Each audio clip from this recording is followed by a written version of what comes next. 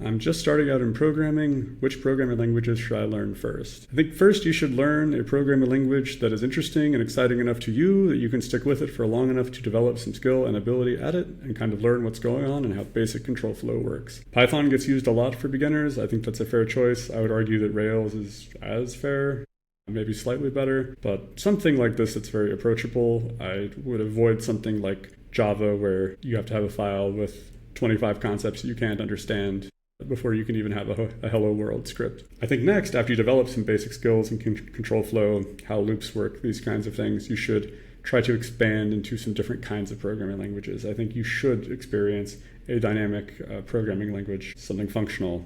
You should play around with map, filter, reduce. That concept is very powerful and it maps into other places.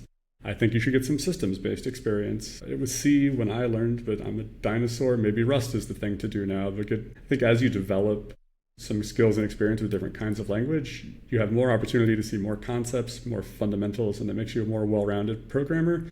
And then you start seeing how these patterns and these concepts map directly and smoothly into new problems that you haven't seen before, and you kind of snowball the skill together.